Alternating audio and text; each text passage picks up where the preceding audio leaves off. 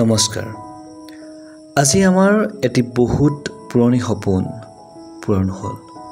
সেইটো হ'ল শিৱসাগৰ যোৱা। সৰুৰে পৰা এটি সপোন আছিল আমাৰ স্বৰ্গদেউসকলে পতা ৰাজধানীখন দেখিবলৈনো কেনেকুৱা, বা তেতিয়াৰ দিনৰ ঘৰবোৰ, মন্দিৰবোৰ, পুখুৰীবোৰনো কেনেকুৱা, তাক চোৱাৰ এটা হেঁপাহ মনত আছিল। আৰু তাকেই পূৰণ কৰাৰ স্বাৰ্থত আজি আমি শিৱসাগৰলৈ আহিছোঁ। আচলতে আহোমসকল দক্ষিণ চীনৰ পৰা প্ৰায় 1228 চনত অসমলৈ আহিছিল আৰু অসমত তেওঁলোকে শিৱসাগৰৰ পৰা প্ৰায় 28 কিলোমিটাৰ দূৰত থকা চৰাইদেউত প্ৰথমখন ৰাজধানী পাতিছিল প্ৰায় 1253 চনত।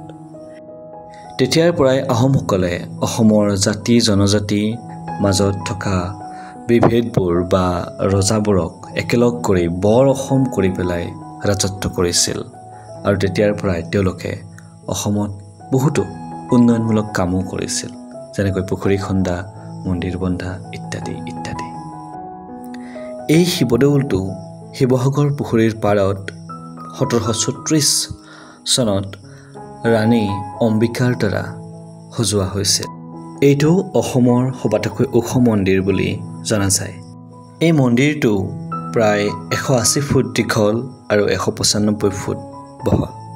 তাত থকা শিৱসাগৰৰ মানুহ এজনৰ পৰা আমি গম পালোঁ যে সেই শিৱদৌলটোৰ ওপৰত যিটো কলহ আছে, সেই কলহটো খাটি সোণৰ আৰু সেইটো প্ৰায় 8 ফুট ওখ। সঁচাকৈ কি আচৰিত নহয়?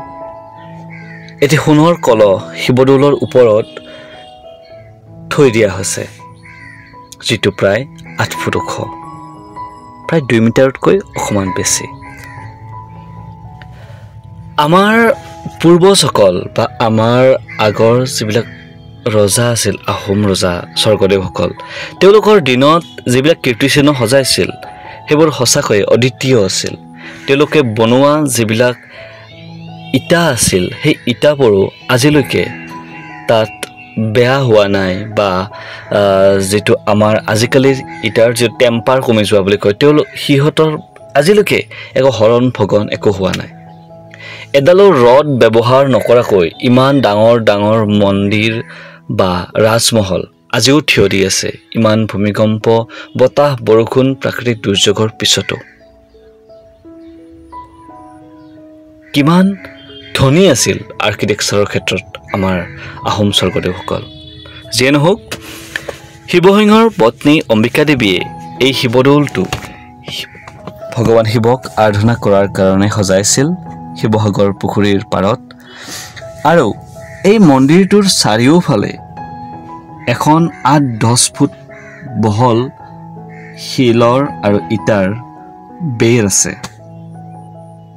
মানে মন্দিৰটোৰ যিটো বেছ আছে, সেইটো এখন বেৰৰ ওপৰত মাটি দি পেলাই সজোৱা আছে ধুনীয়াকৈ। তাত ধুনীয়া ঘাঁহনি, পিছফালে শিৱসাগৰ পুখুৰী, একদম মনোমোহা দৃশ্য। আৰু এই শিৱদৌলটোৰ গাত কিছুমান স্কাল্পচাৰ, ৰিলিফ খোদিত কৰা আছে,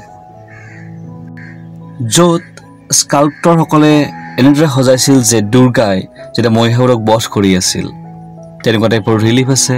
চিকাৰীৰ ৰিলিফ আছে, বাঘে হৰিণা চিকাৰ কৰাৰ ৰিলিফ আছে, বাঘ আৰু হাতীৰ যুদ্ধৰ ৰিলিফ আছে। এনেকুৱা দুৰ্গাৰ ৰিলিফ আছে য'ত দুৰ্গাৰ 2খন হাত আছে, 4খন হাত আছে, 6খনো আছে, 10খন থকাও ৰিলিফ আছে। আনকি 16খন হাত থকা দুৰ্গাৰ ৰিলিফো শিৱদৌলৰ বেৰত দেখা যায়, যিবিলাক সঁচাকৈয়ে অদ্বিতীয়, অতুলনীয়। সঁচাকৈয়ে শিৱসাগৰ বৰ মনোমোহা। আৰু আমাৰ স্বৰ্গদেউসকলৰ দিনত আমাৰ যিটো সোণৰ অসম বুলি কৈছিল, সেইটো সঁচাকৈয়ে ভাল লগা দিন আছিল, বা সঁচাকৈয়ে আমাৰ অসমখন তেতিয়া সোণৰ আছিল।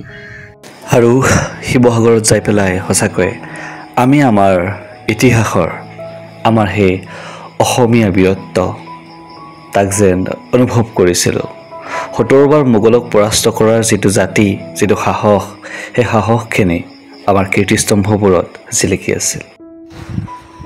আৰু বোনাছ হিচাপে শিৱসাগৰৰ যিখন হোটেলত আমি আছিলোঁ সেই হোটেলখনত আমাৰ অসমীয়া বোলছবিৰ ধ্ৰুৱতৰা শ্ৰীযুত প্ৰাঞ্জল শইকীয়া ছাৰক লগ পালোঁ।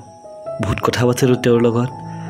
তেওঁ শিৱসাগৰৰ বিষয়ে তেওঁৰ অনুভৱ ক'লে, লগতে এটি ধুনীয়া কবিতা তেওঁ আবৃত্তি কৰিলে।